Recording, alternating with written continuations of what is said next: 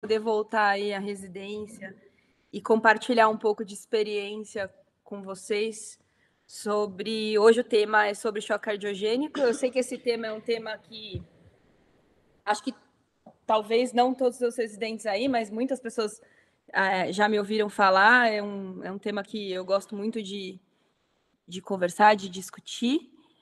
Deixa eu ver onde que eu vou... Onde que eu vou aqui para compartilhar? Achei. Apresentar. E eu espero...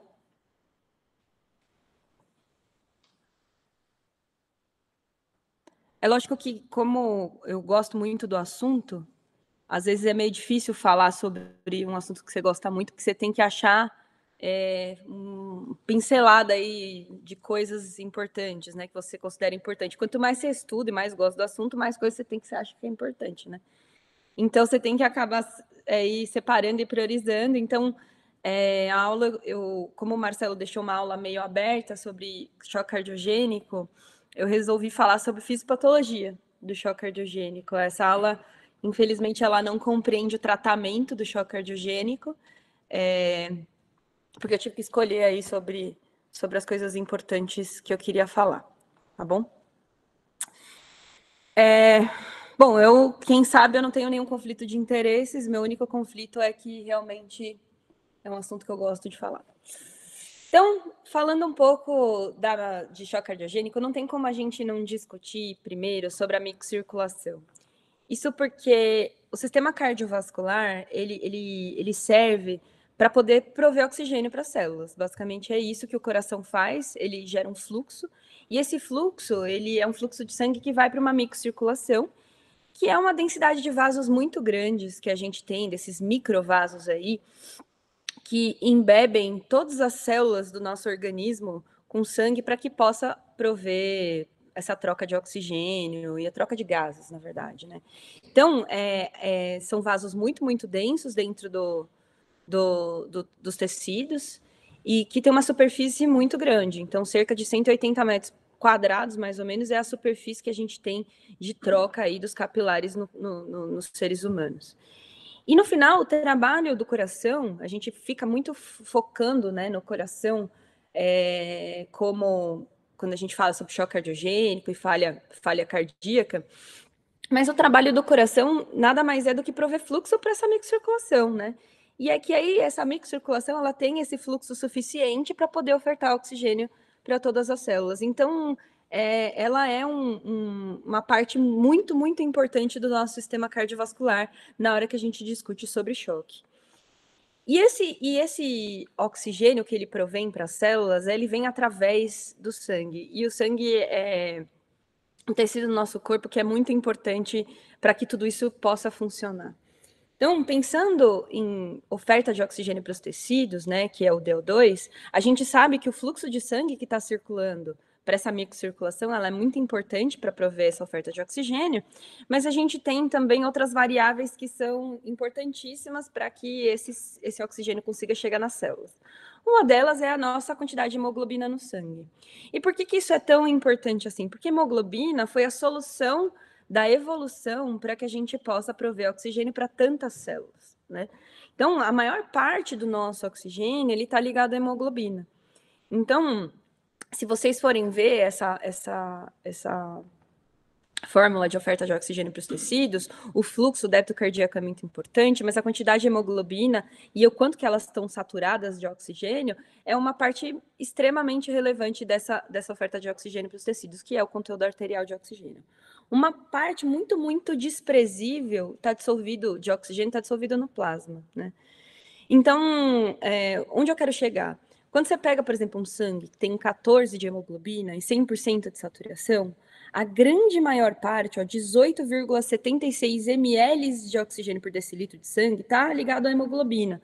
E apenas 0,24 ml por decilitro está dissolvido no plasma.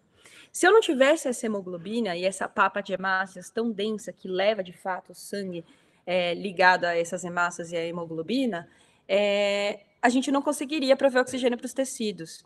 Então, se eu tivesse apenas o plasma circulante no nosso sangue, eu precisaria de um débito cardíaco em torno de 300 litros por minuto para poder oferecer a mesma quantidade de oxigênio. E é por isso que a quantidade de hemoglobina é um fator muito, muito importante, decisório, eu diria, na quantidade de oferta de oxigênio para os tecidos que a gente está provendo. Então, não é apenas o débito cardíaco, mas sim também a quantidade de hemoglobina e a saturação dessa hemoglobina. E aí, por causa disso, o sangue ele tem características muito interessantes, né? Ele não é um líquido simples, ele não é água, por exemplo.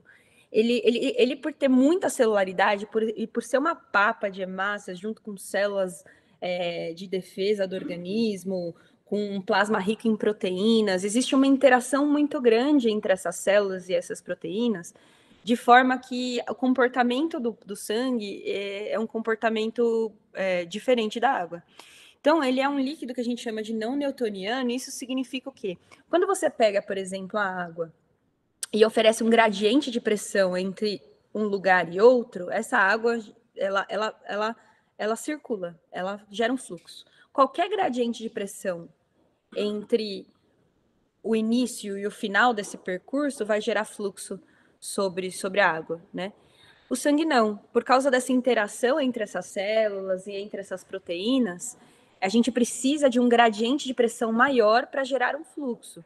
Então, muitas vezes, quando você está em choque cardiogênico, por exemplo, em que você tem uma pressão arterial muito baixa, por exemplo, você não consegue gerar um fluxo apropriado por essa microcirculação, porque esse sangue ele é um sangue grosso, ele tem essa interação. Então, esse gradiente ele precisa ser um mínimo para que possa realmente esse sangue circular, e é por isso que os estados de baixas pressões, eles cursam com situações de baixo fluxo e estase sanguínea no organismo.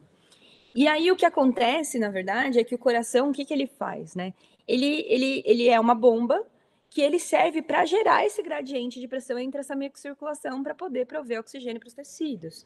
Então, de alguma forma, essa bomba ela serve para quê? Ela serve para pressurizar o sistema arterial e despressurizar o sistema venoso.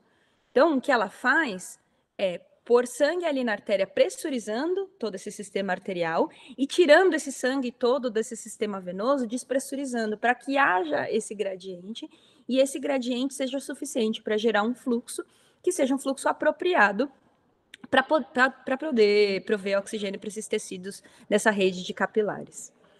Então, pensando na circulação capilar, para a gente entender alguns parâmetros que a gente avalia, que não é só de macrocirculação, mas é de microcirculação, e a microhemodinâmica, né, que você vai ler no livro, esse gradiente de pressão, ele existe entre uma arteríola... Posso te pedir um favor? Tem como fechar aquela porta ali? Obrigada. Esse gradiente de pressão, ele existe entre uma arteríola e uma vênula para que haja um fluxo por esse capilar. E esse sangue é um sangue que é rico em oxigênio, né? O sangue que está chegando por esse capilar. Então, ele tem, sei lá, um PO2, por exemplo, em torno de 80 milímetros de mercúrio, digamos assim, né? E aí, o que acontece é que existe um grande gradiente de pressão entre o oxigênio que está nesse sangue e essa célula aqui inicialmente, certo? Então, a difusão de oxigênio entre o capilar e a célula, ela ocorre de uma forma muito fácil, né? Conforme esse sangue vai sendo extraído, esse oxigênio, e o oxigênio vai indo para as células, o que vai acontecendo é que a concentração de oxigênio nesse sangue, ela vai diminuindo, obviamente. E aí, no final desse capilar, é claro que esta célula aqui, que está mais longe, ela tem uma dificuldade maior de obter oxigênio. E é por isso que o nosso sangue venoso não é um sangue que não tem absolutamente nada de oxigênio. Ele tem que ter uma pressão parcial de oxigênio ainda razoável para que esse gradiente exista entre esta célula aqui e o sangue, para que ela consiga receber esse oxigênio e funcionar normalmente. Então, uma circulação que é considerada suficiente é uma circulação que é capaz de prover oxigênio para todas as células que estão nesse capilar, desde esta inicial até esta final. E para isso, precisa ter mais oxigênio, precisa ter uma reserva a mais de oxigênio nesse sangue venoso para que haja essa difusão de oxigênio nessas células mais distantes do capilar, né? E aí, pensando também sobre essa função desse capilar e esse gradiente de pressão para gerar esse fluxo, quando você olha a pressão dentro do nosso sistema vascular, né?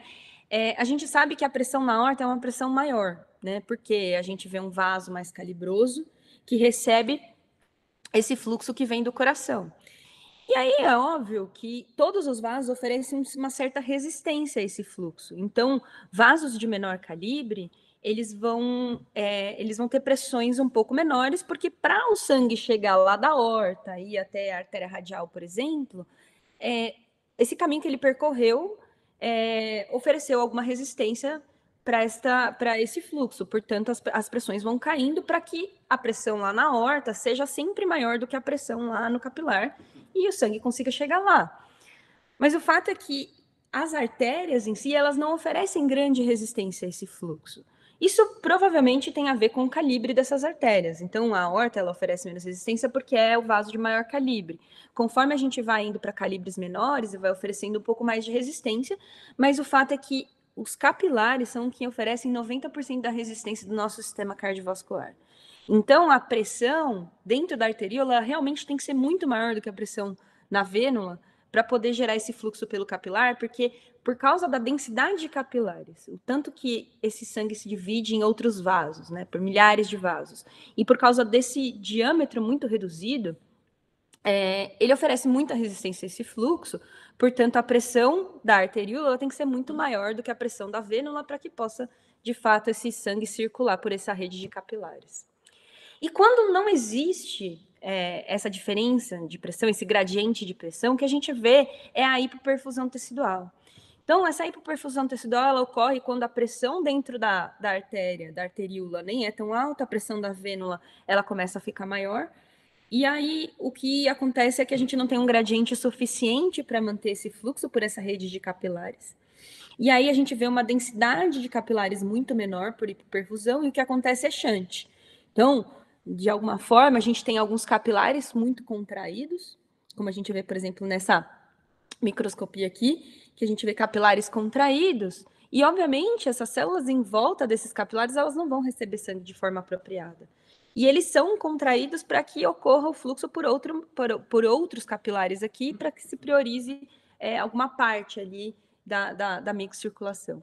Quando a gente olha na microscopia, o que a gente vê é que esses capilares aqui, eles conseguem, na verdade, prover oxigênio para uma parte dessas células. Mas as células mais distantes desse capilar, elas sofrem hipoxemia e algumas, inclusive, anóxia, e elas se tornam células não viáveis por disfunção celular, como a gente vai mostrar mais para frente.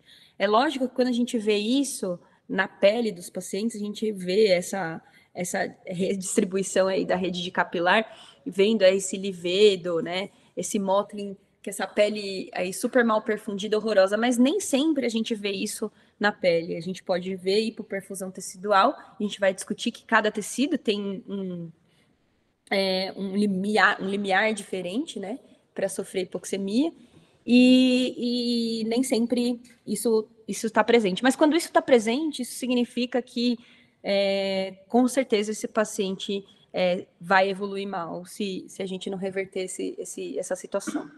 Então, nesse momento em que a gente tem uma circulação capilar insuficiente, o que vai acontecer é que a gente chega com um fluxo muito menor.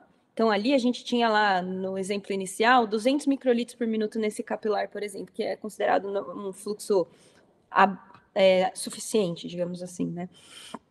E aí, quando você tem um fluxo reduzido, o que acontece é que o sangue ele chega bem oxigenado, como ele estava antes, né?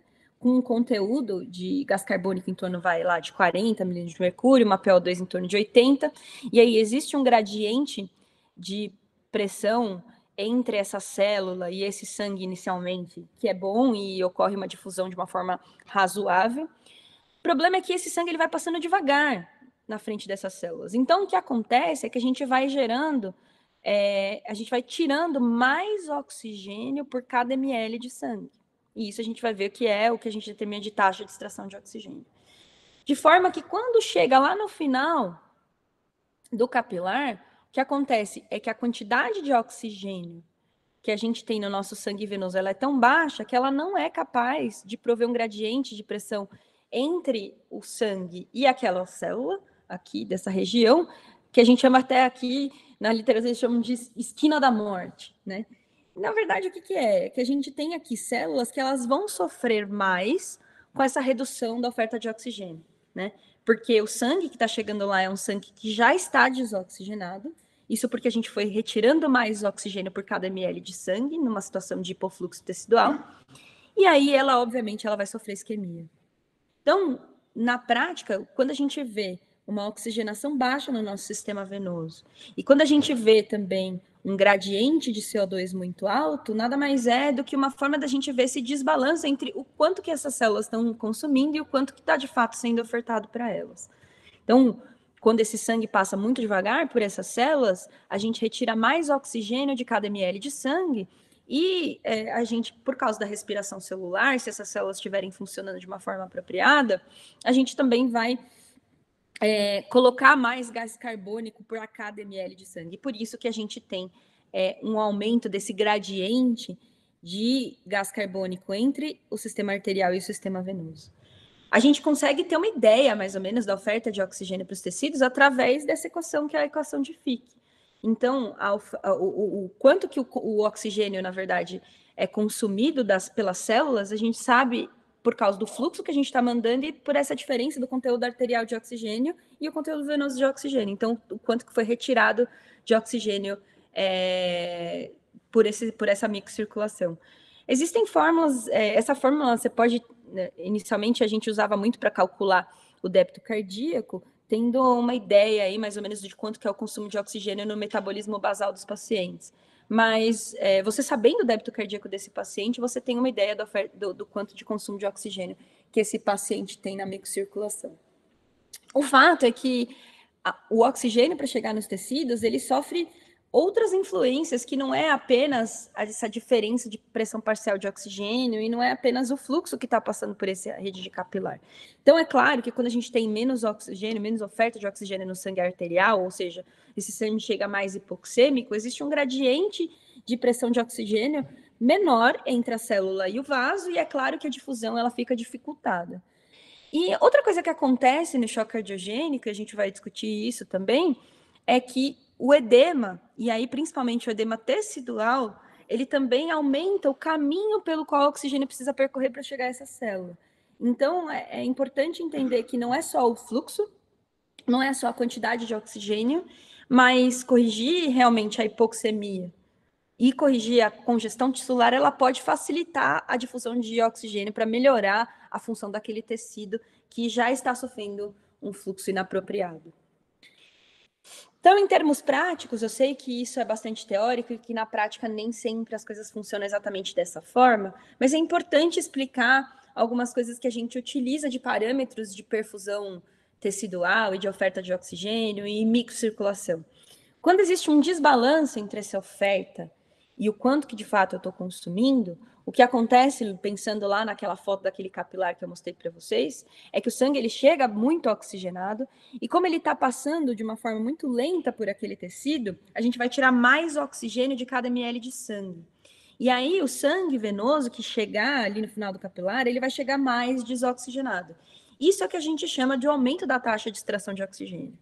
Então, quando eu tenho uma redução da oferta de oxigênio para os tecidos, e aí para tentar manter o mesmo consumo, ou seja, a célula funcionando de uma forma apropriada, o que ela faz é extrair mais oxigênio de cada ml de sangue.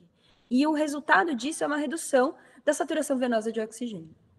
Então, a saturação venosa de oxigênio, ela não avalia exatamente o fluxo, ou se o fluxo está baixo ou se o fluxo está alto. Na verdade, o que ela avalia é um desacoplamento entre oferta e o consumo de oxigênio. E isso é um parâmetro que pode nos ajudar bastante na prática. Então, muitas vezes a gente acaba negligenciando porque ele foi utilizado aí de uma forma muito superficial, mas se você for avaliar exatamente o que é que ele significa, ele pode te dar umas dicas do que está acontecendo na microcirculação, uma vez que a gente tem parâmetros macrohemodinâmicos que não explicam exatamente o que está acontecendo ali naquela região microscópica ali próxima da célula. E um outro conceito que é muito interessante é o conceito de DO2 crítico. Então, o que é isso? Quando a gente tem uma oferta de oxigênio reduzida, No nosso corpo, como eu falei para vocês, o sangue venoso ele tem que ter um mínimo de quantidade de oxigênio para que exista esse gradiente naquelas células mais distantes, aquelas células mais suscetíveis à hipoxemia tecidual. E então ele não pode chegar totalmente desoxigenado. E é por isso que a oferta de oxigênio para os tecidos ela é sempre maior do que o consumo, né? Só que existe algum momento em que você vai reduzindo essa oferta de oxigênio para os tecidos, e aí, tentando manter o mesmo consumo, a gente vai aumentando a taxa de extração de oxigênio, como eu mostrei para vocês no slide anterior. O que acontece é que, em algum momento, essa oferta de oxigênio ela já não é capaz de suprir as demandas metabólicas desse organismo, principalmente daquelas células mais distantes, aquelas células mais suscetíveis, né? E aí o que acontece é que o oxigênio não chega lá de uma forma apropriada, e aí o que vai acontecer é o metabolismo anaeróbio. E aí, por causa desse metabolismo anaeróbio, a gente vai ter uma redução do consumo de oxigênio também. Porque aí eu já tenho uma parte dessas células que tem disfunção celular, que tem inativação mitocondrial, que tem muitas vezes mecanismos já de apoptose, e que o que acontece é que ela não vai consumir oxigênio. E aí, um dos marcadores de que isso está acontecendo é o aumento do lactato. É claro que o lactato ele não sobe apenas quando a gente tem oferta de oxigênio inapropriada para os tecidos. A gente tem outros mecanismos de aumento da produção de lactato e diminuição também do clearance do lactato. Mas o fato é que quando o lactato sobe, significa que algo está acontecendo nesse organismo que a gente precisa olhar com mais calma. E aí você vai pegar outros parâmetros, como coisas de macrohemodinâmica, outros parâmetros de microhemodinâmica, como eu mostrei para vocês, para tentar montar o quebra-cabeça do que está acontecendo com esse paciente.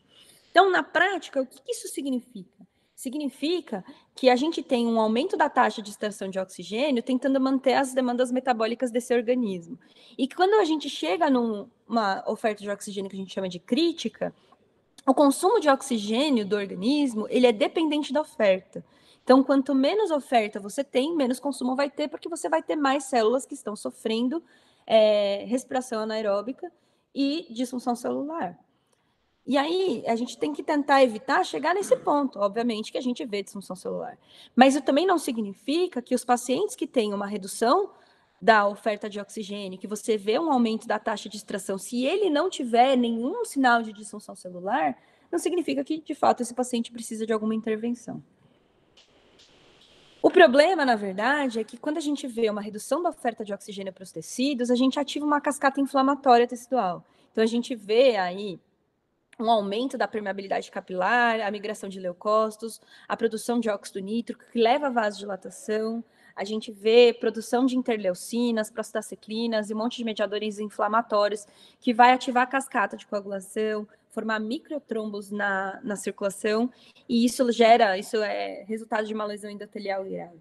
E aí você tem, nesse momento, um choque que era inicialmente absolutamente cardiogênico, e ele se torna um choque com outros componentes, um choque que a gente chama de misto, né? Então, se fosse fácil assim, toda essa teoria, a gente usava uma meta específica. Então, assim, ó, a partir de saturação venosa central de tanto, eu preciso intervir para que a oferta de oxigênio seja X, para que o meu consumo não seja dependente da oferta e que eu não tenha lesão tecidual e que não tenha disfunção orgânica. Se fosse esse número fosse simples, né, seria tudo muito, muito fácil. A gente só ia seguir em números, não ia precisar examinar o paciente. O problema é que não é assim. Primeiro, porque cada tecido tem um DO2 crítico diferente. Então, a gente vê, por exemplo, que o cérebro ele tem muito menos tolerância à redução da oferta de oxigênio do que, por exemplo, o músculo ou o tecido adiposo. Então, quando você pega um lactato e uma saturação venosa central, ela pode não estar alterada porque ela está vendo um pool do que está acontecendo de todas as células do seu organismo, mas a gente não entende exatamente o que acontece na microcirculação de cada órgão. E vou além, às vezes, o que acontece na microcirculação do mesmo órgão, regiões em que estão bem perfundidas e regiões que estão mal perfundidas. Além disso, a gente sabe que essa resposta inflamatória sistêmica induzida por essa redução da oferta de oxigênio, ela gera uma grande heterogeneidade microcirculatória, em que a gente vai ver regiões que elas não têm uma perfusão apropriada para os tecidos por essa heterogeneidade microcirculatória. Então, vão ter regiões em que a gente vai ter um shunt muito grande, em que o capilar está contraído, em que a gente não consegue ofertar oxigênio de fato para essas células, e dependente de qual que é o gradiente entre a artéria e a veia e qual é o débito cardíaco desse doente. Então, reverter o choque cardiogênico em fases iniciais é muito importante, exatamente para a gente não deixar as coisas evoluírem para um processo inflamatório e isso gerar uma cascata que ela acaba sendo irreversível, né? Então, quando a gente olha aí o que costuma acontecer num paciente com baixa oferta de oxigênio, é essa evolução aqui natural do choque. Então, a gente tem uma oferta de oxigênio para os tecidos apropriada, um consumo normal, a gente tem uma taxa de extração normal e esse paciente está indo muito bem, obrigado. Quando a gente tem uma redução da oferta de oxigênio, mas tentando manter o mesmo consumo, com as células funcionando e tudo mais, o que a gente vê é uma taxa de extração de oxigênio aumentada, ou seja, a gente retira mais oxigênio de cada ml de sangue, com uma queda da SVO2, mas eu não tenho hiperlactatemia, não tenho disfunção orgânica, e talvez esse é o cara que você tem que ficar em vigilância, né? Ficar de olho, prestando atenção do que vai acontecer com esse paciente. Se você reduz ainda mais a oferta de oxigênio para esses tecidos, o que a gente vai ver é que alguns tecidos vão sofrer hipóxia tecidual. E aí a gente vai ter disfunção orgânica, a gente vai ter aumento da produção de lactato, a gente vai ter uma redução do consumo de oxigênio, e a gente está naquela fase em que o consumo é dependente da oferta, certo? E que a gente tem uma saturação venosa central muito baixa, e que a intervir neste momento aqui, às vezes é muito difícil, por quê? Porque você vai aumentar o consumo de oxigênio, mas você não consegue reverter o dano celular que foi feito. E aí essa célula não volta a respirar de uma forma apropriada, e o que acontece é que você vê aquela saturação venosa central super alta, certo? E o paciente está super mal. Ele não reverte a disfunção orgânica, o lactato ainda é alto, e ele tem disfunções orgânicas irreversíveis. E aí, corrigir a oferta de oxigênio para os tecidos nesse momento aqui, ela não reverte o quadro mesmo. Então, é por isso que a gente precisa ficar vigilante nos pacientes que têm sinais de redução da oferta de oxigênio para os tecidos, não necessariamente intervir antes do tempo, mas ter uma vigilância maior quanto à função orgânica desses doentes. Mais uma vez, aonde se encaixa o coração nisso tudo, né? A gente falou de microcirculação, de oferta de oxigênio, tudo para a gente entender quais são esses parâmetros microhemodinâmicos que a gente avalia no choque circulatório, principalmente no choque cardiogênico. E aí esse slide se repete porque é realmente muito importante entender que o coração nada mais é do que a bomba que pressuriza a artéria e despressuriza a veia para poder prover esse fluxo apropriado para essa microcirculação. E aí entender que, obviamente, uma coisa influencia a outra. Então, se a gente altera essa microcirculação e a função do sistema vascular, a gente altera a função do nosso coração também, de forma que está acoplado, que isso está acoplado.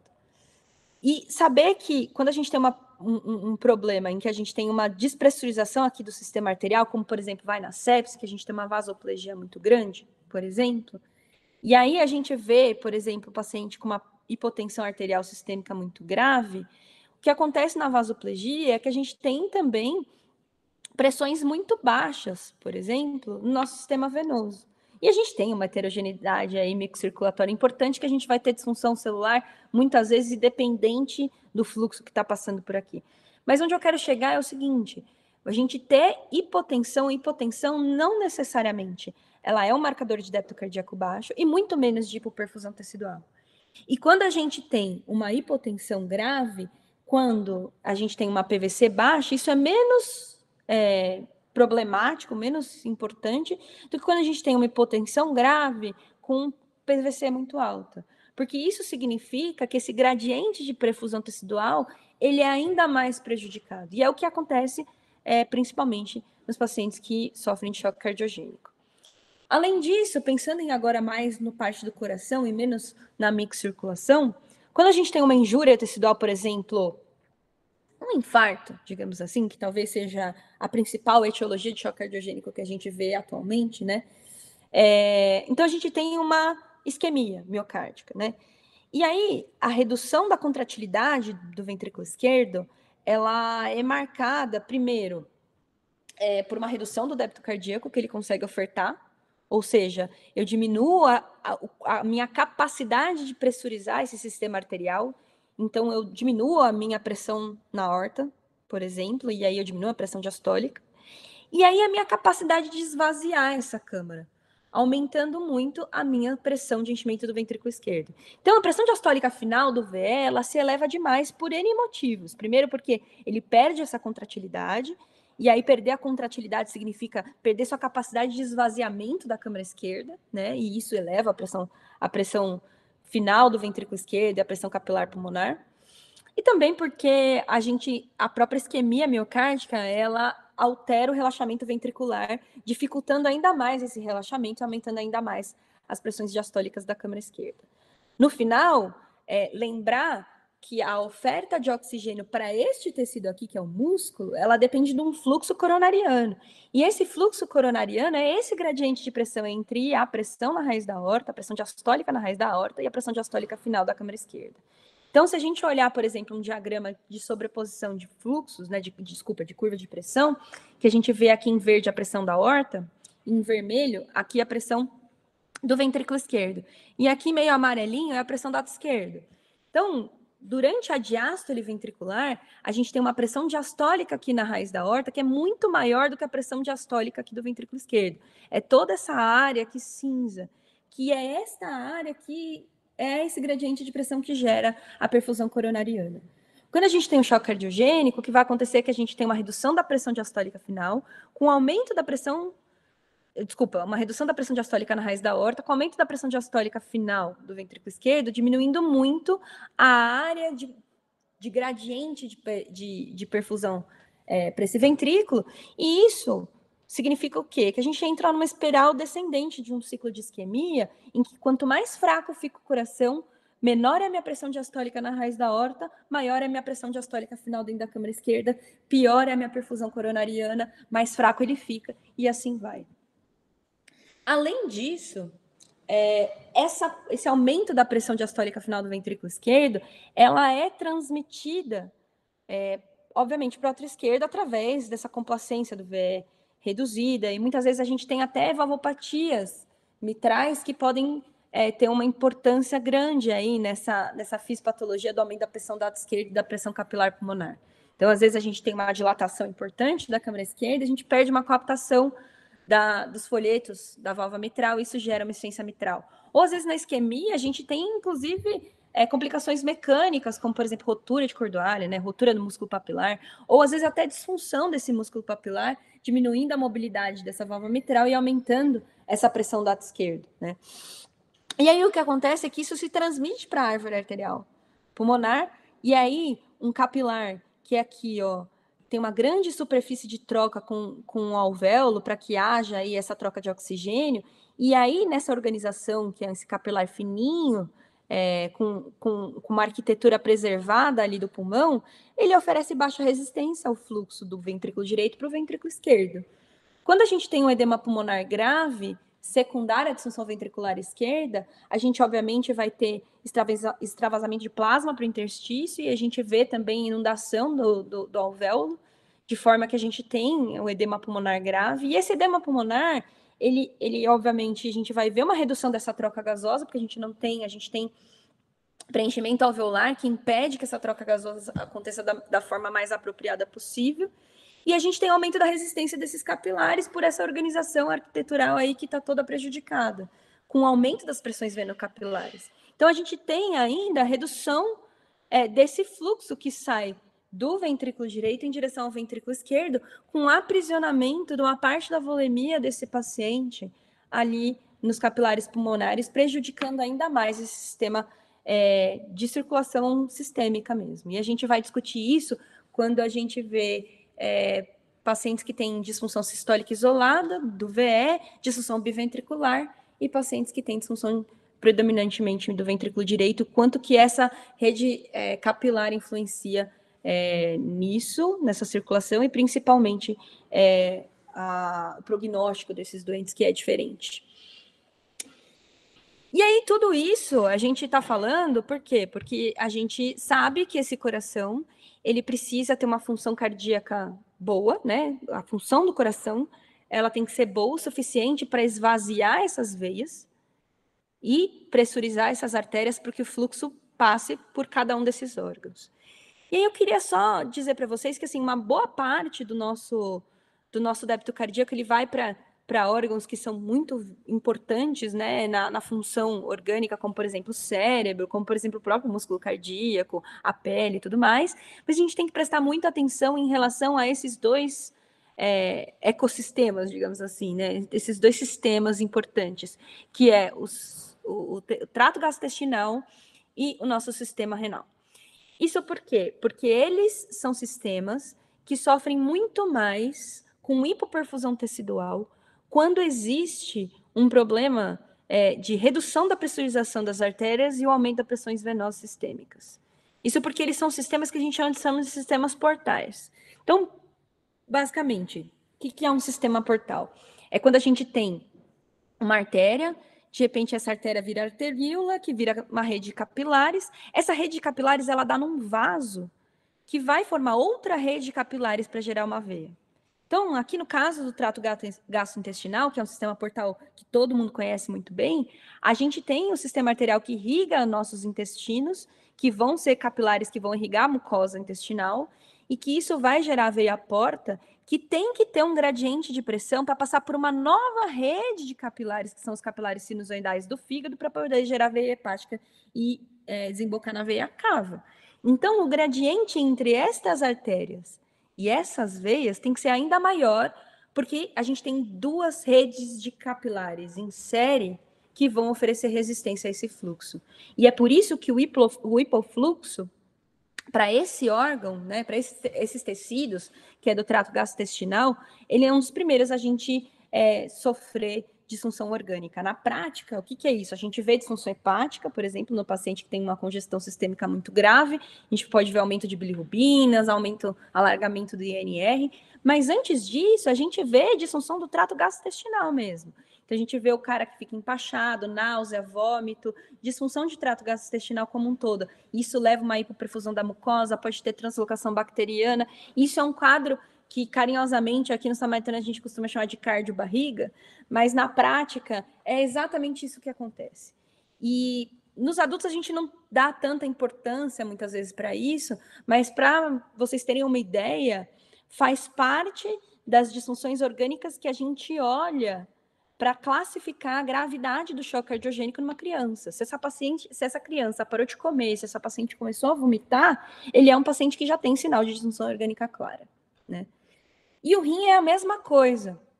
O rim, a gente tem uma arteríola aferente que vira um capilar glomerular, que vira uma arteríola eferente, que vai desenvolver capilares peritubulares para reabsorção de água na urina, nas alças, para que possa virar veia. Então, a gente tem também uma rede de capilares em série, em que a gente tem artéria, capilar, veia. E é por isso que a pressão de perfusão ela é tão importante nesses dois órgãos, para que a gente consiga ultrapassar esse sistema capilar que oferece tanta resistência a esse fluxo. E aí, quando a gente tem uma redução da pressão na artéria e o aumento da pressão na veia, esses são os primeiros órgãos a gente perceber as disfunções orgânicas mais claras. Isso é importante porque, mais uma vez, esse gradiente de pressão no corpo, ele serve para gerar um fluxo.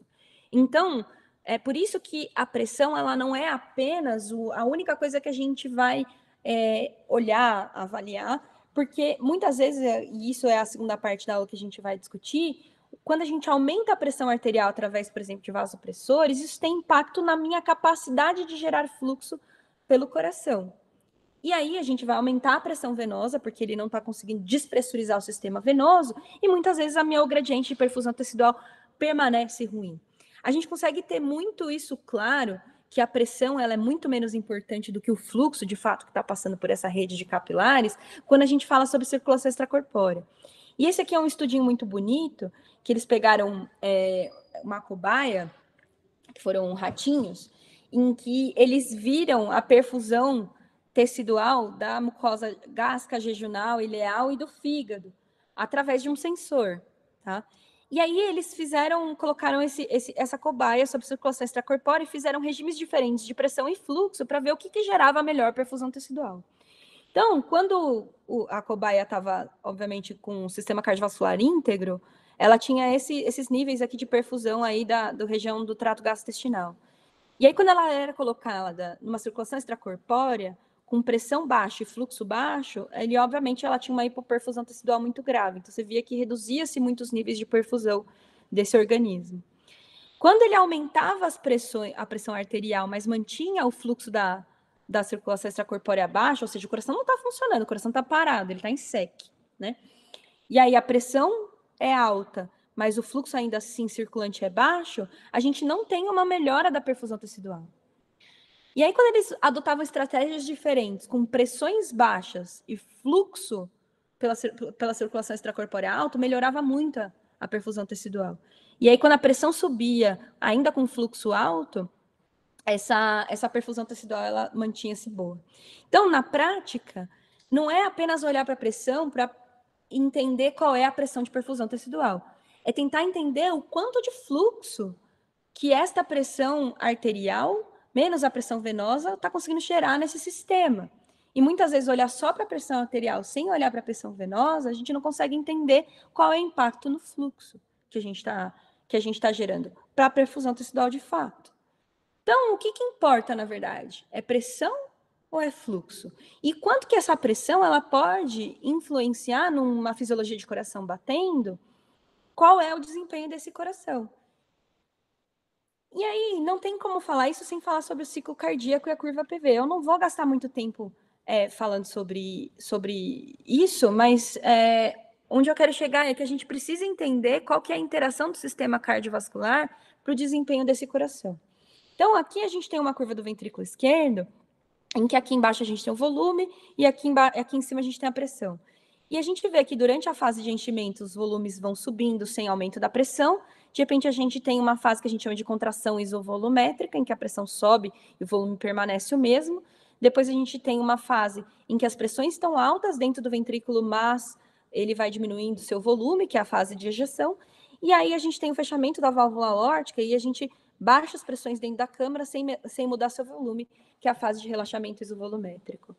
E quanto mais forte esse coração, mais pressão ele gera com o menor volume possível. E isso é o que a gente chama de conceito de elastância. Então, a elastância máxima que o ventrículo esquerdo faz é um momento no final da sístole, onde ele gera uma pressão muito alta dentro da sua câmara e, por conseguinte, na aorta, né? Com o menor volume do coração possível. Então, ele é mais forte. A fibra muscular ela está na sua maior capacidade de dureza, né? E isso que é realmente a forma de avaliar a função sistólica desse coração, né? O inotropismo desse coração, que é a capacidade de gerar pressão com volumes baixos, né? E aí, essa relação sistólica, pressão-volume, é a relação que rege a capacidade de inotropismo desse coração mesmo. Então, sob diferentes condições de carga, ele sempre vai gerar uma pressão com volume que respeita essa relação sistólica, pressão-volume. Onde eu quero chegar é que eu pego um coração normal e quando ele sofre, por exemplo, um dano, uma injúria, e ele tem uma redução da sua força contrátil, o que vai acontecer é que ele não tem mais a capacidade de gerar aquela pressão alta com aquele volume. E aí, naquele volume menor, ele gera uma pressão menor. E aí, ele vai precisar trabalhar com volumes maiores para poder gerar pressões mais compatíveis, digamos assim. Então, na prática, é isso que acontece, por exemplo, na injúria miocárdica. A gente tem um infarto, que vai acontecer que a perda da contratilidade faz com que o coração ele não tenha mais essa capacidade, essa dureza, certo? Para gerar uma pressão alta. E aí ele consegue gerar pressões muito mais baixas do que ele estava gerando. E aí o que ele vai fazer é se readaptar trabalhando em volumes maiores para começar a gerar pressões mais apropriadas. E a gente vai isso mais para frente. E existe também uma interação desse sistema, dessa capacidade de gerar volume e pressão do coração com o sistema arterial que está recebendo esse fluxo. Então, quando, por exemplo, eu estou trabalhando sob uma pós-carga normal, eu gero aquela pressão e eu esvazio o meu coração daquela forma. Quando eu aumento a pós-carga do ventrículo esquerdo, o que vai acontecer é que eu vou ter que gerar pressões maiores para vencer essa impedância ao fluxo, né? Então, o que acontece é que o ventrículo esquerdo ele tem que gerar pressões mais elevadas para poder vencer essa resistência vascular sistêmica. E aí o que vai acontecer é que para gerar essas pressões mais altas, ele não consegue esvaziar tanto. Então o volume sistólico se torna menor. O contrário acontece, por exemplo, quando eu vasodilato esse paciente, e aí ele tem mais facilidade de vencer essa resistência, porque a resistência é menor. Então, ele trabalha com pressões menores, e aí ele consegue esvaziar mais o coração, gerando volumes sistólicos ejetados maiores. E isso traz um desempenho melhor do coração, sem mexer na contratilidade. Na verdade, isso é o que a gente chama de relações de elastância ou acoplamento ventricular arterial. Quando a gente tem uma elastância arterial, que é a dureza desse sistema arterial que vai receber esse sangue, ou seja, a resistência vascular sistêmica, né? Quando ela é maior, a gente tem uma dificuldade maior para o coração funcionar, portanto, ele tem que trabalhar sob pressões maiores e ele esvazia menos. Quando a gente tem uma elastância arterial menor, o que a gente faz é a gente facilita o trabalho do nosso coração, fazendo com que ele consiga ejetar mais sangue, esvaziar melhor, certo? Trabalhando sob pressões menores. E isso é uma das leis mais importantes na fisiologia cardiovascular e no manejo do choque cardiogênico. Isso tem que envolver também um entendimento sobre trabalho e consumo de oxigênio miocárdico.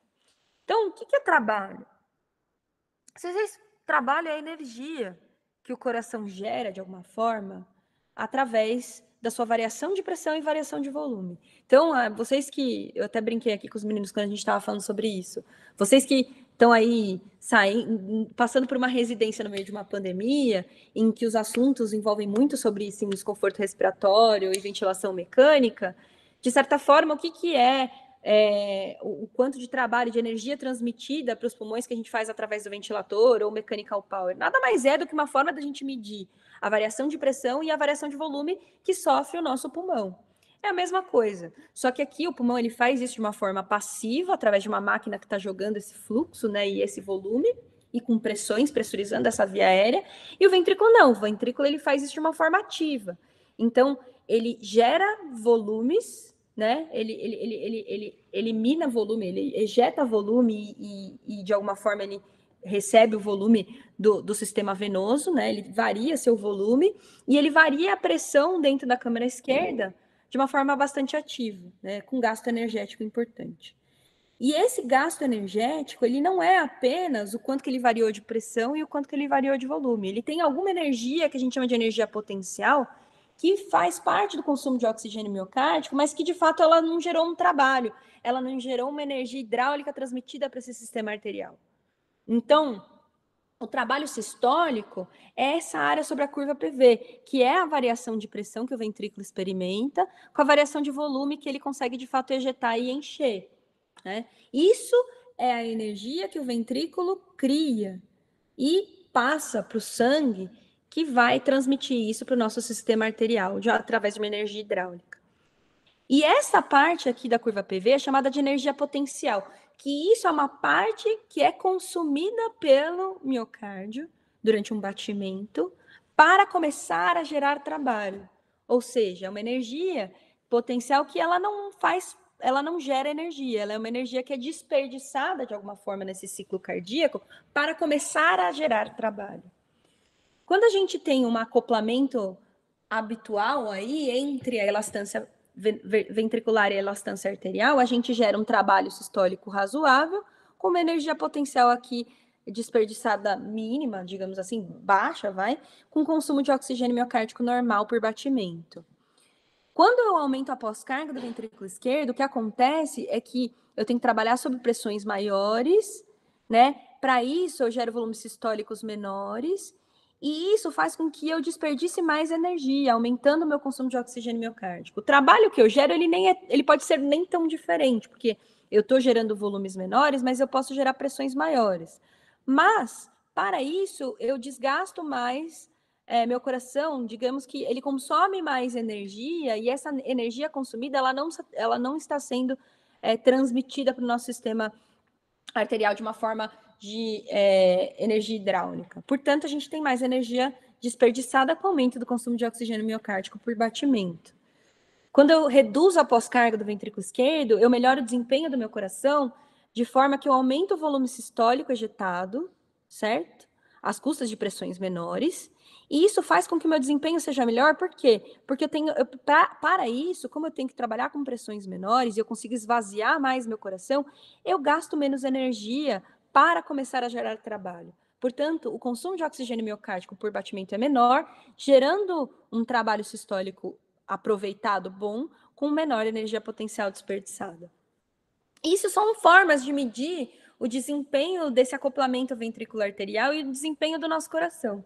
Que outras formas vocês vão ver na literatura para a gente avaliar a função sistólica do ventrículo esquerdo, ou pelo menos a integração, né, a disfunção cardiovascular desse doente?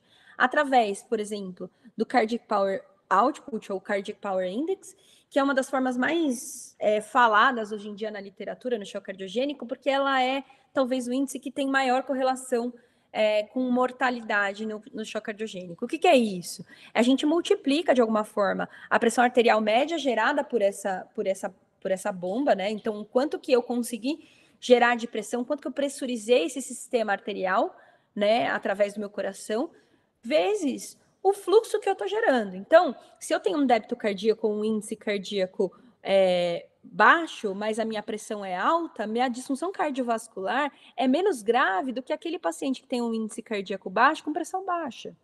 Então, de alguma forma, ele vê essa integração entre fluxo e pressão para avaliar a energia hidráulica e essa disfunção cardiovascular. E é uma metodologia bem simples, né, da gente utilizar. A gente vê o débito cardíaco que o doente tem, a pressão arterial média que ele tem, nesse choque cardiogênico, para ter uma ideia de gravidade, o quão grave esse paciente é. Mas para avaliar, na minha opinião, honestamente, para falar sobre função sistólica do ventrículo esquerdo, a gente tem que levar em consideração as pressões de enchimento.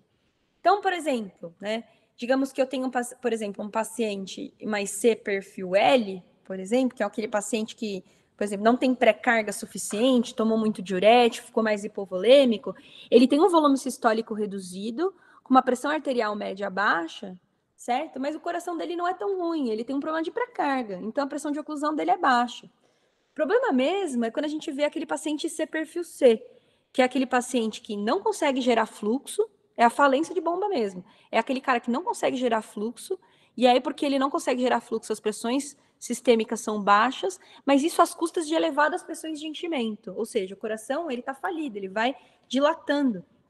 E ele não consegue esvaziar, porque ele não tem contratilidade suficiente. E essa é uma forma de medir, que é uma forma de trabalho. De certa forma, mais ou menos é aquele trabalho que a gente estava discutindo aqui, ó. Pensando aqui numa pressão, como mais ou menos a pressão arterial média, aqui a pressão de enchimento do ventrículo esquerdo, certo? Que é a diferença entre a PAM e a pressão de oclusão, vezes o volume sistólico ejetado do coração. É o trabalho que, de fato, esse coração faz. Então, eu acho que levar em consideração as pressões de enchimento para avaliar a função desse coração, isso é realmente muito importante para avaliar a disfunção cardíaca e a fraqueza ou a força que esse coração de fato tem. E eu vou mostrar para vocês o porquê que isso é importante. Então, olhando aqui a curva PV, a gente vê aqui em roxo um coração normal, que tem uma contratilidade normal, que tem uma variação de volume normal, que tem uma variação de pressão habitual e que ele tem um débito cardíaco aqui de 5 litros, com uma pressão na aorta de 118 por 60, e ele tem uma PVC de 5, uma pressão de oclusão de 13. O que acontece quando ele sofre uma injúria é que ele reduz sua contratilidade. Então, no final, o meu mesmo coração, naqueles mesmos volumes, ele é capaz de gerar menor pressão, e aí ele vai trabalhando sob pressões mais elevadas para tentar gerar volumes sistólicos e pressões mais altas, né? E aí ele vai trabalhar numa condição assim, ó, em que ele está com pressões muito mais elevadas dentro das câmaras esquerdas, certo? Ele tem um volume sistólico muito menor do que aquele original. Obviamente, ele está trabalhando com um desempenho pior. Então, ele tem uma energia potencial muito mais desperdiçada e o trabalho que o ventrículo esquerdo faz é muito menor do que esse trabalho aqui, porque ele tem uma fraqueza maior. E ele consegue manter, mais ou menos, né? Lógico que ele cai o débito cardíaco, mas ele consegue manter mais ou menos esse débito cardíaco às custas de aumento importante da frequência cardíaca, e isso resulta num aumento importante do consumo de oxigênio miocárdico. No final, ele tem uma redução da contratilidade e do débito cardíaco, e aí, como eu falei para vocês, a redução da contratilidade significa que ele vai perder a capacidade de esvaziar, portanto, ele vai subir a pressão capilar pulmonar. E aí, ele tem uma menor energia que ele gera mesmo, certo? Afinal, ele tem um coração mais fraco, então uma menor variação de volume, com menor variação de pressão, com um aumento importante dessa energia desperdiçada. É isso que acontece no choque cardiogênico. Mas se você for olhar os parâmetros hemodinâmicos desse paciente, É um paciente com 110 de frequência e é por causa disso que ele consegue manter esse débito cardíaco em torno de 3,4 litros, que não é nem tão baixo em relação ao anterior, mas é às custas de frequência, e que ele sobe muito a sua pressão capilar pulmonar para tentar manter aí, e tentando manter uma pressão arterial aí de 90 por 65, uma PM de 74, isso às custas de alguma forma, um pouco de aumento da resistência vascular sistêmica, né, para manter essa pressão e redução do fluxo. O que acontece quando a gente usa vasopressor nesse cenário é que a gente dificulta um pouco mais o trabalho desse coração. E aí o aumento da pós-carga ela acontece com o aumento da pressão arterial, priorizando pressão a fluxo. Ou seja, o que vai acontecer é que para vencer essa pós-carga maior, eu não vou conseguir ejetar tanto sangue. E o meu débito cardíaco cai. Então, o que eu vejo que estava lá em 3,4, de repente ele cai para 2,5, né? De débito cardíaco. Isso com uma pressão arterial média maior. Então, olha como a pressão arterial média nesse contexto, ela não reflete fluxo. Muito pelo contrário, ela costuma ser, de alguma forma, inversamente proporcional nesse cenário aqui. E aí, o que eu estou fazendo é fazer meu coração trabalhar sobre diferentes condições de pós-carga, gerando um fluxo menor e aumentando a sua energia desperdiçada. E aí, como eu estou aumentando a minha energia desperdiçada, eu aumento meu consumo de oxigênio miocárdico, certo? Então, eu estou gerando trabalho um pouco menor, na verdade, um pouco maior, perdão, porque ele tem até um aumento de pressão, com perda de fluxo que não é tão acompanhada, mas com um aumento importante do consumo de oxigênio miocárdico às custas de redução do fluxo. E aí, se eu trabalhar, por exemplo, esse caso com um vasodilatador, o que vai acontecer é que eu vou conseguir esvaziar melhor esse coração. Né? E aí, esvaziando mais esse coração, eu vou gerar um fluxo maior, certo? E eu vou reduzir a minha energia potencial desperdiçada, reduzindo o meu consumo de oxigênio miocárdico. Então, o uso do vasodilatador, ele reduz a pós-carga, priorizando o fluxo, a pressão, porque eu melhoro o desempenho do meu coração, porque eu tenho que bater contra uma pós-carga menor, e isso gera um menor consumo de oxigênio miocárdico. A gente tem vários tipos de choque cardiogênico, e eu não vou ficar entrando muito nos detalhes de como acontece cada um deles, mas é importante entender que existe uma interação entre o ventrículo direito e o ventrículo esquerdo, e que são tipos de choque que são diferentes. Então, por exemplo, num paciente que tem uma disfunção sistólica importante, que é isolada do ventrículo esquerdo, ele vai trabalhar sobre diferentes condições de carga, de forma que ele vai gerar um volume sistólico menor. E aí a minha pressão de oclusão, ela obviamente sobe, porque eu tenho a capacidade menor de esvaziar esse coração. Mas, se eu tenho um ventrículo direito que mantém sua contratilidade preservada, o que vai acontecer é que, por um lado, eu vou aumentar a pós-carga desse ventrículo direito, porque eu aumentei a minha pressão capilar pulmonar, isso reflete em aumento da pressão da artéria pulmonar, certo? Então, eu estou aumentando a pós-carga do ventrículo direito. E ele vai ter mais dificuldade de ejetar. Mas ele tem uma redução de pré-carga também, ele tem uma redução da PVC. E isso acontece porque um dos principais fatores determinantes do retorno venoso que a gente tem nesse cenário é o fluxo, de fato, gerado pelo coração. Se eu tenho uma redução de fluxo, eu tenho uma redução do retorno venoso. E se meu coração direito está funcionando bem, o que vai acontecer é que ele vai diminuir a quantidade de sangue que ele consegue ejetar por aumento da pós-carga e redução da pré-carga. Então, o que a gente vê é que a curva PV do ventrículo direito ela fica dessa forma, e aí de parâmetros claros que eu vejo é uma redução do débito cardíaco, uma redução da função sistólica do ventrículo esquerdo às custas de aumento da pressão de oclusão, e a minha PVC, muitas vezes, ela fica igual ou ela reduz até, porque eu tenho menor volume circulante, porque o que acontece é que uma parte da volemia desse doente, ela fica aprisionada ali na circulação pulmonar. Então, eu não consigo esvaziar meu coração esquerdo, meu coração direito está jogando tudo para frente, e uma parte da volemia se aprisiona ali no pulmão, o paciente fica com edema pulmonar grave, e tem um débito cardíaco reduzido circulante sistêmico.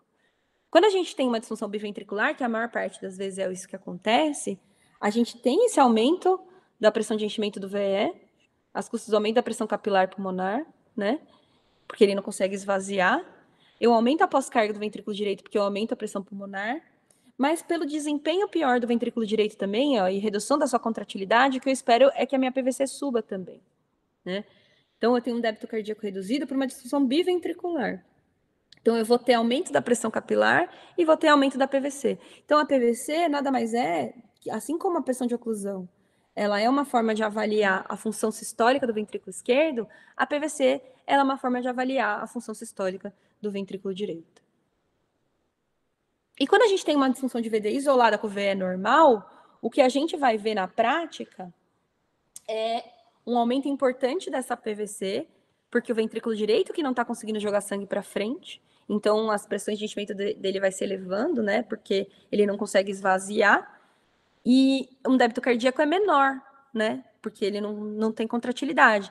Então a minha pressão pulmonar cai porque eu não tenho menos fluxo, né? Pela pulmonar. E aí o enchimento do ventrículo esquerdo se torna reduzido, porque eu não gero menos fluxo ali para o ventrículo direito. E a pressão de oclusão, muitas vezes, ela pode não cair, né?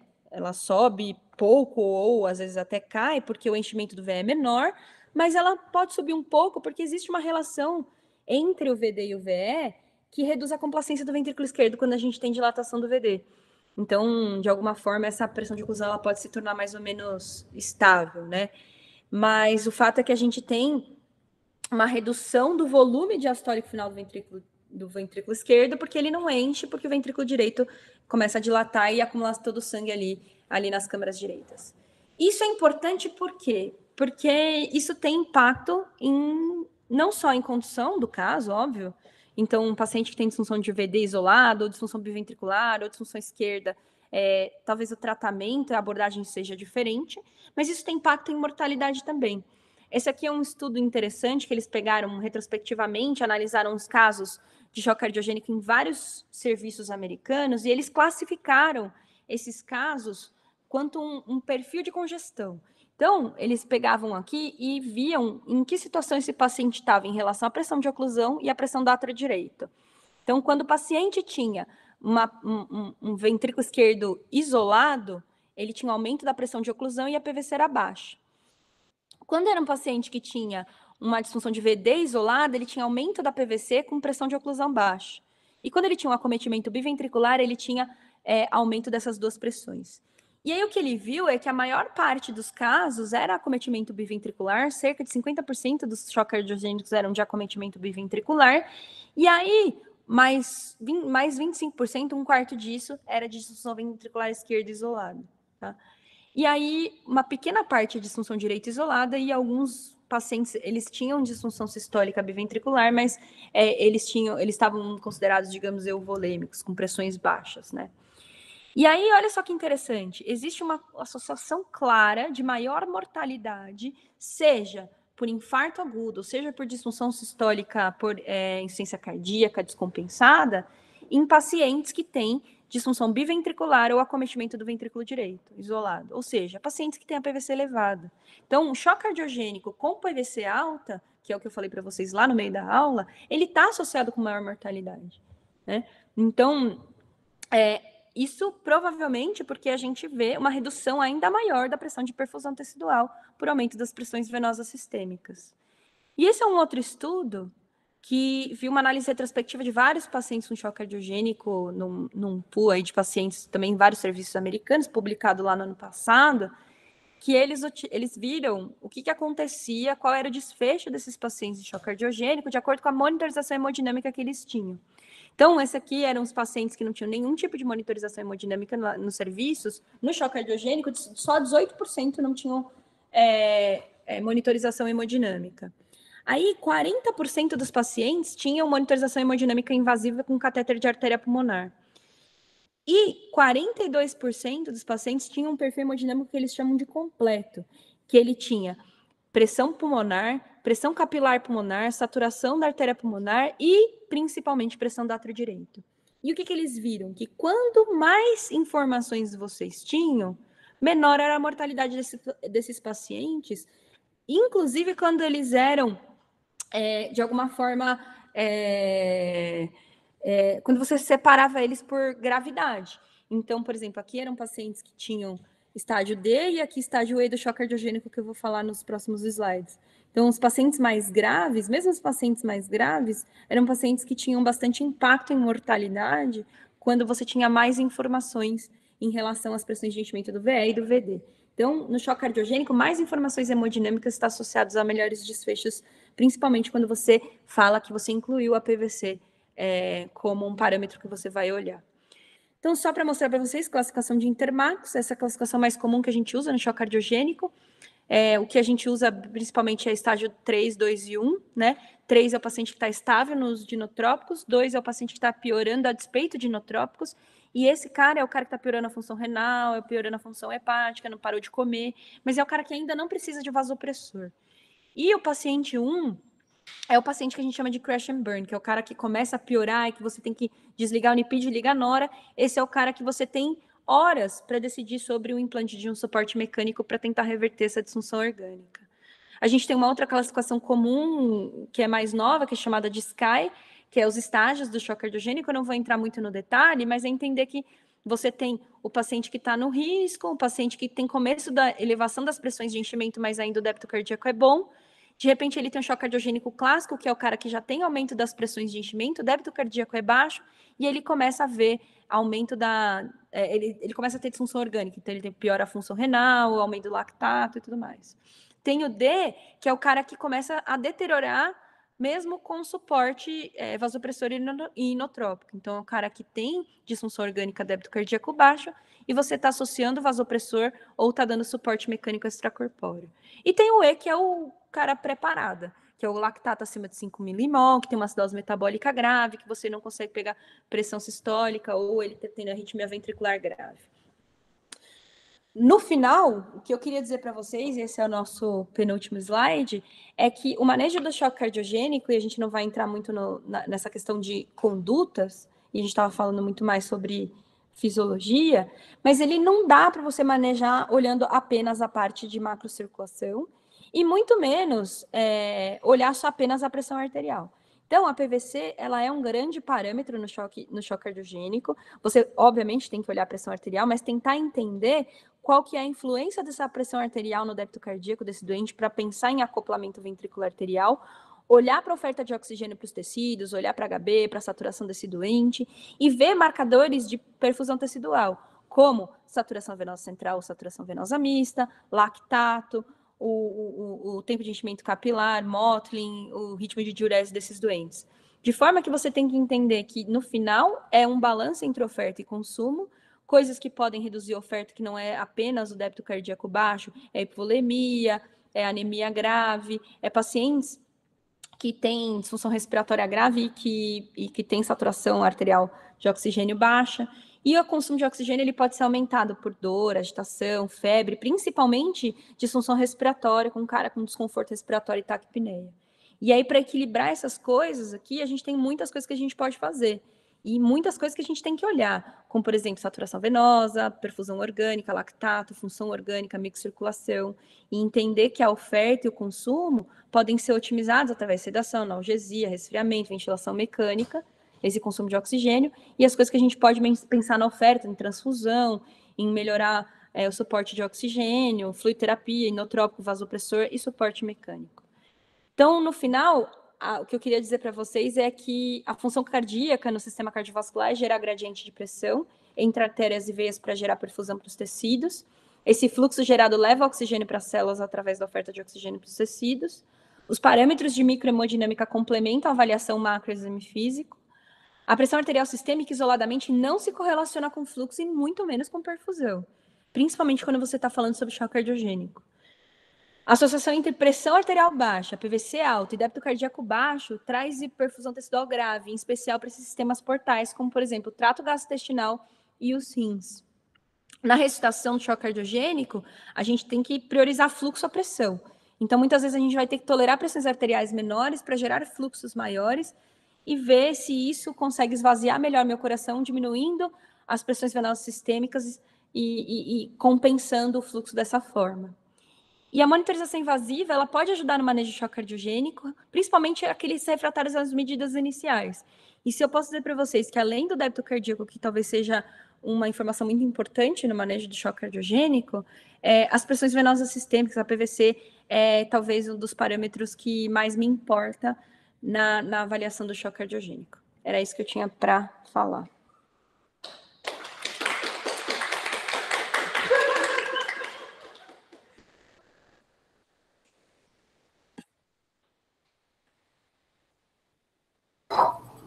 Bom, Viviane, se você quiser pedir, perguntar para o pessoal se eles têm uma questão para você, eu vou. Vocês têm alguma pergunta aqui, gente? Se tiver, vem aqui na frente.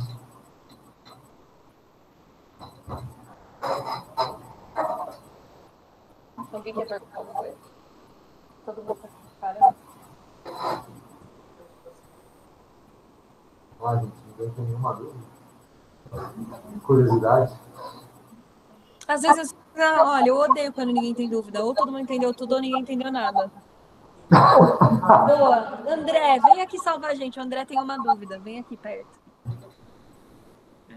Lívia, você falou sobre a gente ter a PVC como um marcador de pior mortalidade, maior gravidade no paciente com choque cardiogênico. Uhum.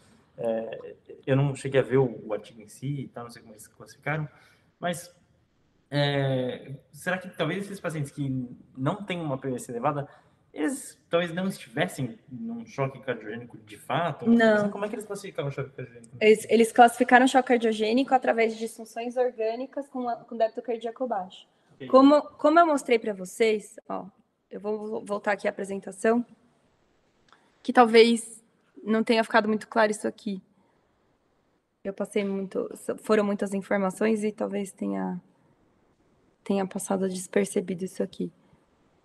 Mas quando você tem uma disfunção sistólica esquerda isolada, aqui, ó. Quando você tem uma disfunção sistólica esquerda isolada, é só o VE que é ruim. O que acontece é que ele começa, por redução da contratilidade, ele não consegue esvaziar bem. E aí ele sobe a pressão de oclusão. Então, ele tem um débito cardíaco menor, as custas de pressões de oclusões maiores, gerando um fluxo menor, certo? Só que se meu ventrículo direito, de alguma forma, ele tem a contratilidade normal, primeiro, que ele tem uma pós-carga aumentada, porque a pressão de oclusão subiu, a PAP subiu, certo?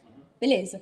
Então, ele tem uma pós-carga aumentada, então ele vai ter dificuldade de esvaziar de alguma forma, certo? Então, você vê que o volume sistólico final do ventrículo direito se torna maior, ele não esvazia tão bem. Mas, ao mesmo tempo, ele tem um volume diastólico final reduzido também. Por quê? Porque o retorno venoso é menor. O retorno venoso é menor porque o fluxo que está rodando é menor. O que vai acontecendo é que, às vezes, ele fica cada vez menor. Por quê? Porque o ventrículo esquerdo não consegue jogar para frente. O sangue vai parando no pulmão. O ventrículo direito vai jogando para frente. A circulação sistêmica vai recebendo cada vez menos sangue, então a PVC vai caindo cada vez mais e a pressão de oclusão vai subindo.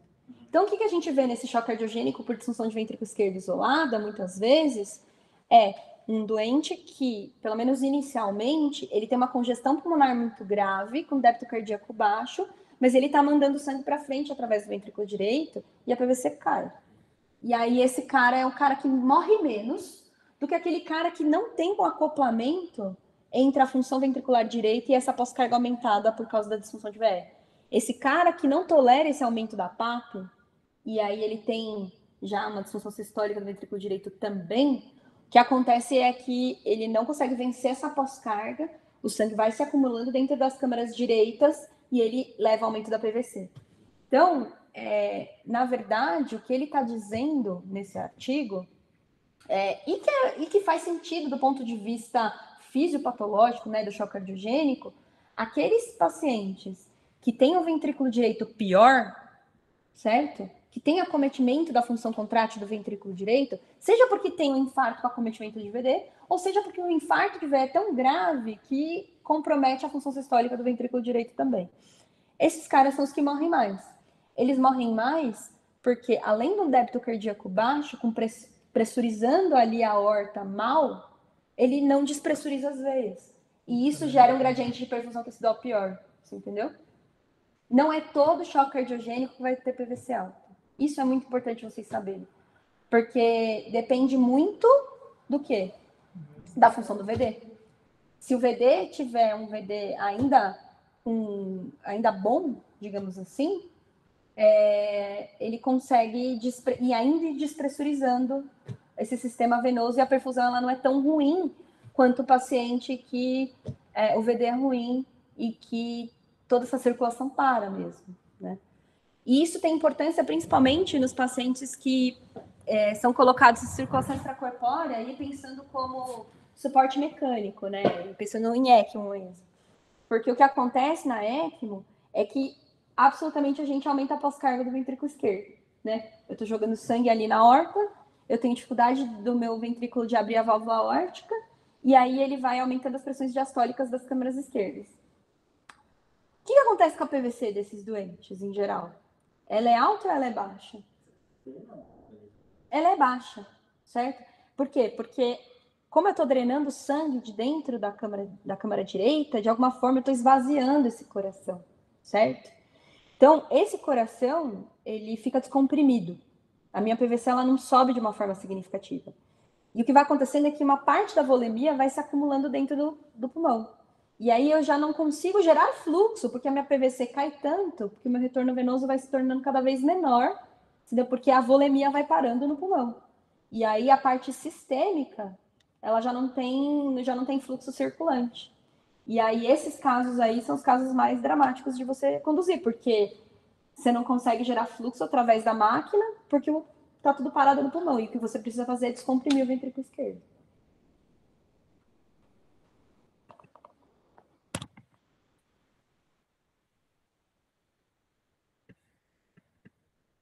Alguém quer perguntar mais alguma coisa? Questões. Eu vou fazer uma pergunta, então. Por favor, professor, obrigada. Porque eu estou me sentindo solitária. Não, em relação aos dispositivos de suporte, em relação ao fluxo contínuo e ainda mais a contrapulsação, quais são os possíveis efeitos disso na perfusão? Isso é uma dúvida muito complexa, né? Inicialmente, a gente tinha acho que existia-se mais dúvida em relação à pulsatilidade como algo necessário para uma perfusão orgânica razoável, né? Então, principalmente pensando em função orgânica rins, fígado e cérebro, né? Hoje em dia, quando você vê que mais de 1 milhão de pessoas por ano recebem uma bomba de fluxo contínuo como um HeartMate nos Estados Unidos e vão jogar tênis depois, eu vejo que talvez isso não seja tão relevante quanto a gente imagina, né?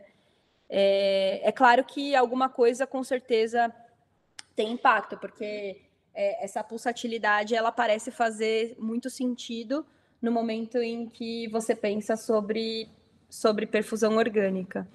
Agora, pensando agora nos dispositivos de assistência de curta permanência, como, por exemplo, ECMO versus balão, por exemplo, é lógico que a fisiologia do balão intraórtico ela é muito mais interessante do ponto de vista energético, porque o que acontece é que ele descomprime o ventrículo esquerdo quando o ventrículo ele vai contrair e o doente o balão desinsufla. Então, ele cria um efeito vácuo na horta, que durante a contração ventricular, o que ele faz é reduzir a pós-carga e você consegue ganhar de alguma forma ejeção. O problema do balão intraórtico é que esse ganho em débito cardíaco ele é pequeno, mas se você for olhar o que ele faz com o ventrículo esquerdo, ele vai esvaziando o coração de forma a reduzir o consumo de oxigênio miocárdico e a reduzir as pressões com que ele está trabalhando, né? A pressão de oclusão de artéria pulmonar, principalmente. Então, na prática, ele tem um efeito fisiológico muito mais interessante para a recuperação ventricular do que a própria ECMO. Então, quando você pensa na ECMO, o que a ECMO faz é aumentar a pós-carga, o ventrículo não consegue bater contra essa pós-carga aumentada, ele não abre a válvula aórtica, as pressões de enchimento sobem, e aí aquele gradiente de perfusão coronariana, ele se reduz, porque você tem um aumento importante da pressão de oclusão de artéria pulmonar, e aí eu não tenho fluxo coronariano suficiente, eu tenho uma recuperação do ventrículo menor. O problema é que ele gera, sei lá, meio litro de sangue a mais, né? Enquanto a ECMO gera 4, 5 litros, né? Pode chegar até 7. No ECMO VA isso é muito difícil, mas 5 é um número que facilmente você consegue dar. Então, se você tem um choque cardiogênico muito profundo, é claro que o balão intraórtico ele não vai ser o suficiente, e aí você vai precisar de um suporte mecânico maior.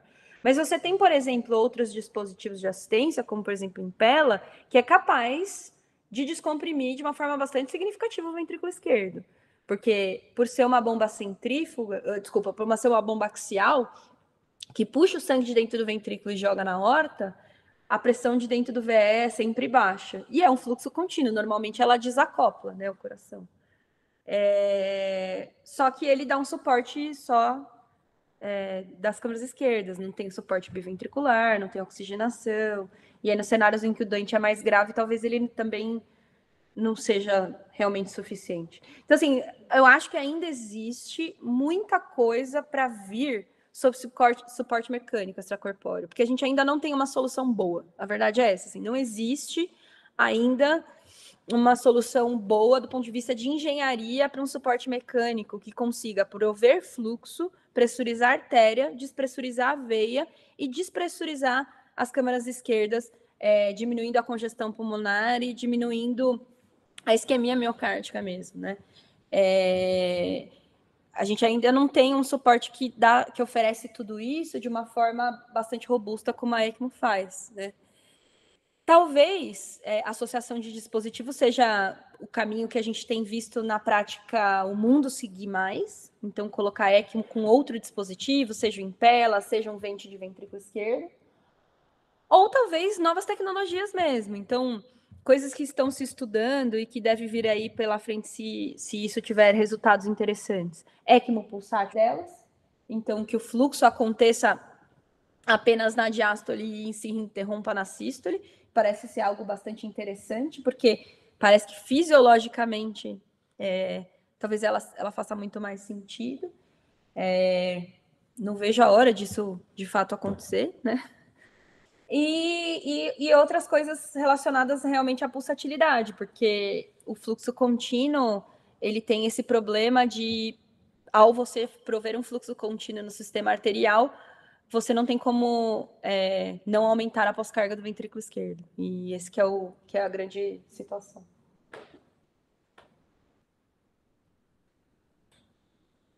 Obrigado. Só fazer mais uma pergunta, então.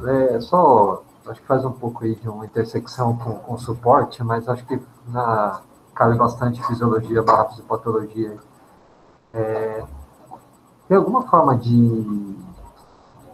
você predizer quais são os pacientes que têm disfunção crônica já relativamente adaptada, que você vai colocar um dispositivo nele, e quais que vão evoluir com disfunção de VD e quais não vão evoluir com disfunção de VD na instalação?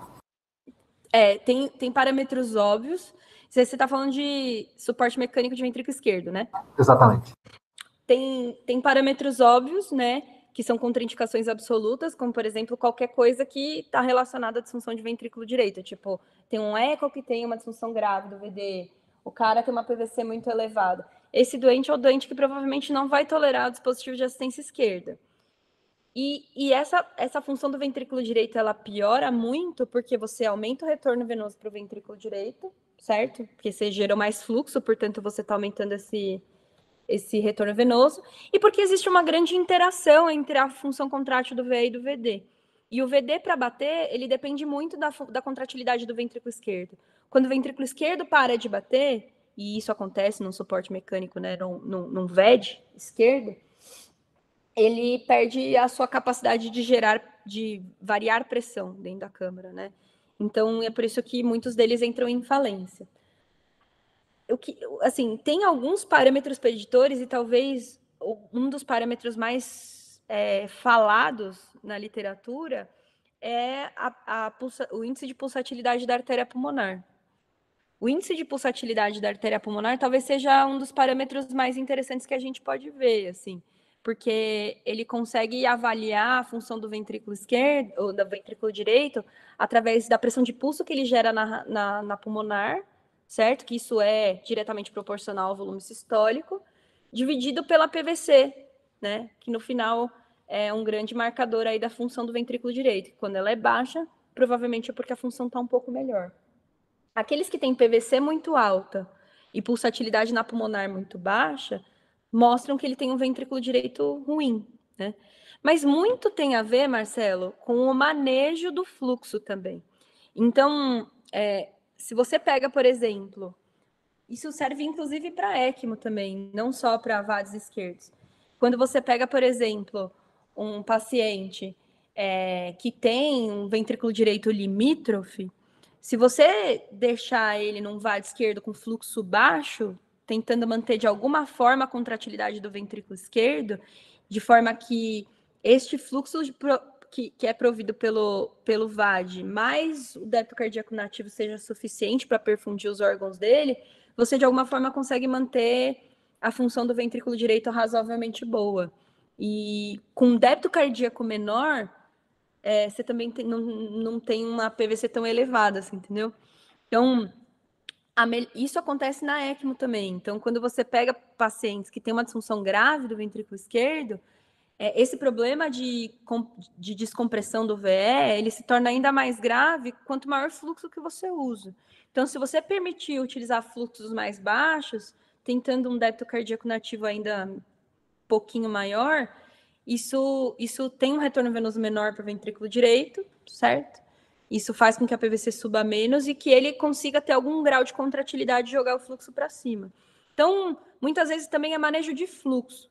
Você precisa utilizar fluxos mínimos possíveis, independente do tipo de dispositivo que você está usando, seja ECMO, seja Impella, seja HeartMate, seja qualquer um deles. Mas a verdade mesmo, é que não existe nenhum parâmetro que consegue predizer se o ventrículo direito vai falhar ou não na implante de dispositivo de assistência esquerda. E esse é um grande problema na prática.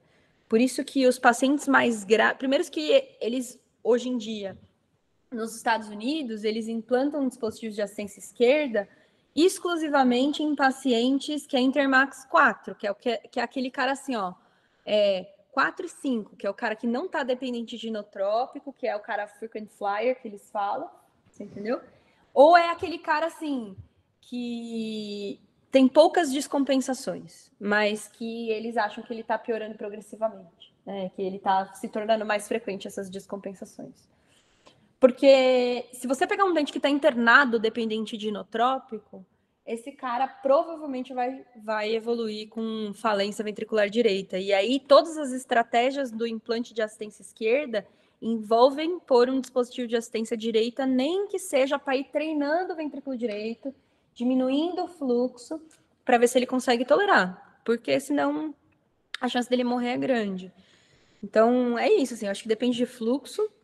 Não tem um parâmetro muito bom que diz isso. Talvez a PAP seja um dos mais utilizados. Óbvio que quando o doente tem disfunção de VD, já contraindica. Mas mesmo ele com a função ventricular direita normal pela ecocardiografia, ele pode desenvolver isso. A PAP pode ajudar.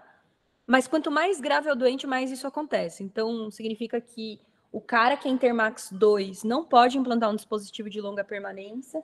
E o cara Intermax 3 talvez possa, mas se ele, mesmo que ele esteja estável com inotrópicos, ele precisa de uma monitorização invasiva muito bem feita e que talvez ele tenha que sair com suporte direito para ir aos poucos e desmamando.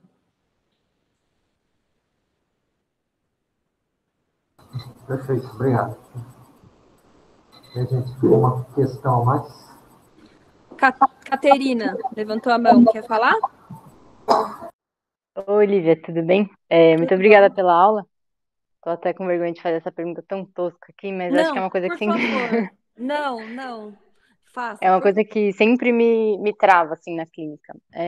Eu tenho bastante dificuldade de entender quem que é o paciente que precisa que o coração seja uma bomba geradora de pressão e quem que ele precisa que seja uma bomba geradora de fluxo. Então, aquela coisa que você falou que, pelo menos pelo que eu entendi, que às vezes quando a gente tenta gerar um delta de pressão maior, a gente pode acabar prejudicando o fluxo. Quem é o paciente em que eu devo pensar que talvez aumentando a pressão eu não vou gerar fluxo, que eu tenha que priorizar vasodilatar, e eu acho que talvez a dúvida seja naqueles pacientes um pouco mais limítrofes, assim, né, que tem uma Sim. pressão que não é tão segura, que você vai pensar, não, claramente eu preciso vasodilatar ele, mas também você acha que o vasopressor vai piorar a perfusão dele. Como que a gente avalia isso na clínica? Tem alguma coisa que possa ajudar a sanar essa dúvida? O que que você faz? Tá. Que era isso. Não, muito bom. Assim, essa dúvida não é nem boba, ela é muito, na verdade, ela é muito difícil de responder. Boba talvez seja a minha resposta. Mas o que eu vou te dizer? Quanto mais falido é esse coração, mais impacto do aumento da pós-carga ele tem em redução de fluxo. E aí esse é o cara que você não pode trabalhar com pressões acima de 60, 65 de jeito nenhum. Porque quanto mais pressurizado ele ficar às custas de vasopressor, maior a pós-carga que você está colocando e menor fluxo que ele tá gerando. Quando o ventrículo é limítrofe, o impacto em acoplamento ele é menor, você entendeu? Então, assim, muitas vezes você pode utilizar mais vasopressor sem ter tanto medo no impacto do fluxo que isso vai gerar, né? Mas qual que é a grande questão que eu acho que, não sei se ficou claro aí, né? A bomba do nosso coração, ela não é apenas para gerar fluxo ou apenas para pressurizar, ela tem que despressurizar também o sistema venoso. Então, quando você aumenta, por exemplo, um vasopressor, e isso não gera um grande impacto, por exemplo, no fluxo inicialmente, mas você consegue ver que o coração dele, de alguma forma, vai piorando e isso impacta em aumento das pressões venosas sistêmicas, talvez isso seja um problema, entendeu? A não ser que o cara ganhe muito fluxo.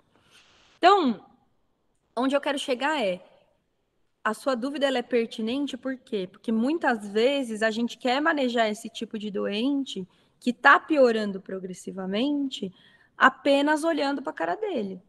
E aí fica difícil de entender o que está acontecendo mesmo, né? Então, olhar apenas para a pressão arterial desse doente e tentar imaginar o que está acontecendo, se o vasopressor está ajudando ou está piorando, muitas vezes é impossível, eu diria. Então, o que eu faço na prática, né? Você vai falar assim, Lívia, então quer dizer que todo choque cardiogênico a gente tem que passar Swan-Ganz? Não, não é isso, não é nem isso que eu faço na prática. Mas eu tenho que ter algumas outras ferramentas de monitorização, seja elas minimamente invasivas ou seja elas não invasivas, mas que elas têm que existir.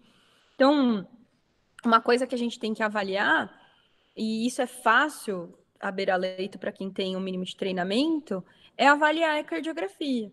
Então, você pega, por exemplo, um paciente que ele tem uma função sistólica ruim, ele tem um débito cardíaco baixo, esse doente eu vou lá, ele está com a pressão muito baixa, alguém tem uma boa ideia de ligar um vasopressor nele, e aí, ligar vasopressor também é algo que é complexo, porque se você estiver falando, por exemplo, de noradrenalina, a noradrenalina também tem efeito inotrópico, você entendeu? Então, ela não é um vasopressor puro. É diferente, por exemplo, de ligar uma vasopressina, que aí é puramente aumento de resistência vascular. Então, mas digamos que alguém ligou, sei lá, vasopressina nesse doente e isso teve impacto em redução de fluxo, definitivamente isso não foi bom, você entendeu? Principalmente se você, com isso, você vai avaliando a função orgânica desses doentes, lactato e outros parâmetros menores de microhemodinâmica, você entendeu? E aí você vai ter que juntar todas as informações. Então, assim, não tem um parâmetro específico que você vai olhar e falar assim, ó, isso aqui. É lógico que eu coloquei aí para vocês algumas coisas que eu acho muito importante, débito cardíaco, PVC e tudo mais. Mas não dá para você querer manejar um quadro que é complexo como esse com um parâmetro apenas, entendeu? E nunca vai ter um parâmetro apenas. Então, você olha o número de coisas que acontecem fisiopatologicamente durante o choque cardiogênico. A gente tem o ventrículo esquerdo que fale, que despressuriza a aorta, o ventrículo direito que pode falir, que mantém pressurizada a veia, o fluxo que diminui, o pulmão que não consegue oxigenar o sangue de uma forma apropriada. Aí começa a ter retenção de líquido. Aí o HB cai. E por aí vai. Então, assim, você achar que você vai olhar para um parâmetro e entender o que está acontecendo vai ser realmente muito complicado. Então, na prática, isso é muito difícil mesmo. O que eu sugiro? Avaliar de alguma forma a função sistólica do ventrículo esquerdo e o débito cardíaco. Você pode fazer isso através da ecocardiografia. Você pode ter uma ideia de pressão de enchimento do ventrículo direito, pensando em PVC, digamos assim, olhando a cava desse doente. Você pode ter uma ideia de pressão de enchimento do VE para saber o que é pior, se é mais VD, se é mais VE, olhando de alguma forma subjetiva, semi-quantitativa, a pressão de oclusão da artéria pulmonar através de padrão de enchimento do VE. Mas você nem precisa saber fazer isso, faz ultrassom de pulmão. É um pulmão que tem milhares de linhas B, está trabalhando com pressões elevadas, provavelmente. Não tem nenhuma linha B? Não, as pressões são baixas. E essas duas coisas, esses parâmetros, eles são importantes, principalmente naquele cara que está piorando. Aí você foi lá, você fez uma intervenção, 2, 3, o cara, tipo, meu lactato só sobe, o cara tá piorando progressivamente, este é um cara que talvez mereça uma monitorização invasiva. Esse é um cara que talvez mereça um Swan-Ganz. Legal, perfeito, Lívia. Muito obrigada.